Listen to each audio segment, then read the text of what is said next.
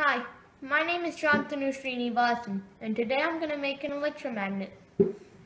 Electromagnets are basically a magnet powered by electricity. There are many uses of electromagnets, like blenders, coffee makers, cookers, stoves, okay, maybe not stoves, but in laptops, iPads, anything you name it, there's about to be one there.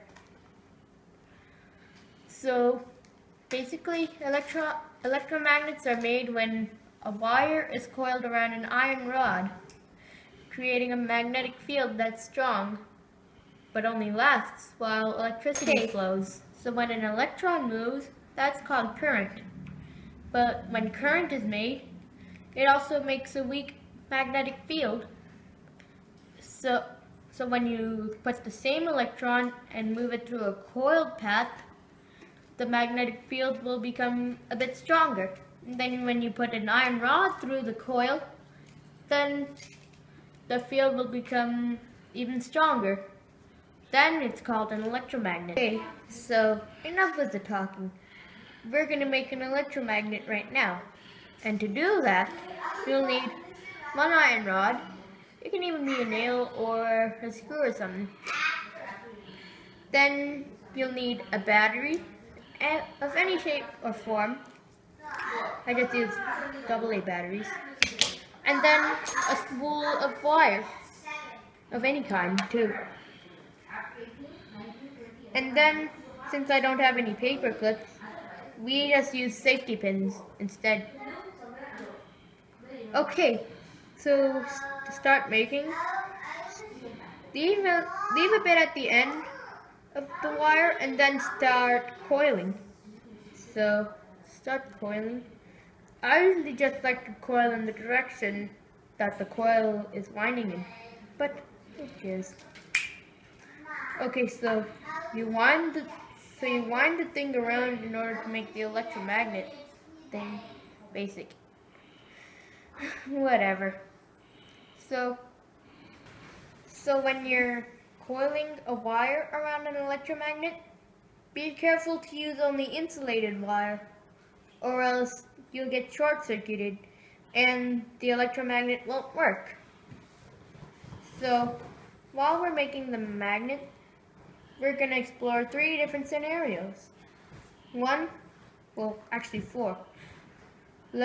One with less coils, one with more coils, one with more battery power, and one with less battery power. Now that I've made the electromagnet, if I connected it directly, then this thing would get hot, and so would the batteries. But if I put a bulb in it, then it won't get as hot, since the bulb will be using most of the energy. But since this is low powered, we're connecting it directly to show you how an electromagnet works. Okay, so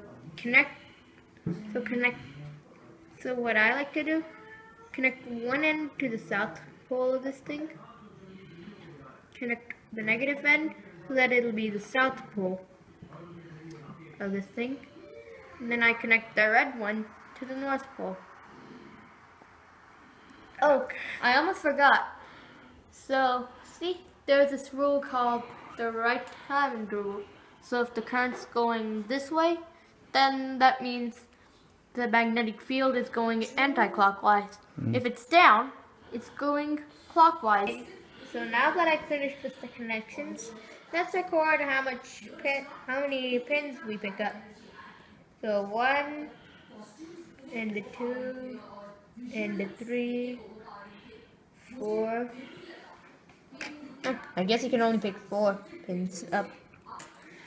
Since there is no load on this circuit, the batteries are getting heated up. But if I disconnect the circuit, then the batteries won't get heated up. But since there's some residual magnetism left, I can still pick up this safety pin.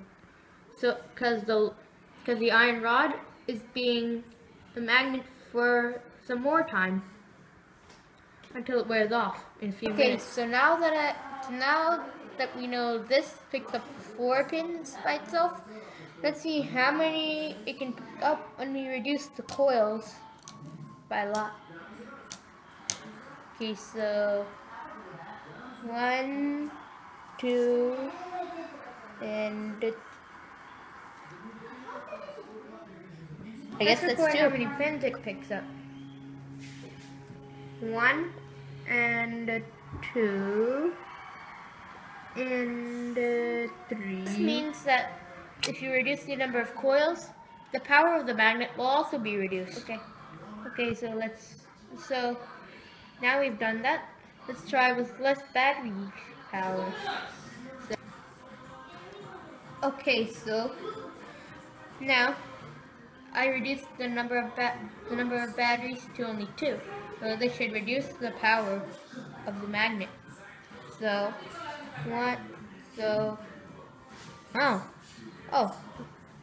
And so let's count 1.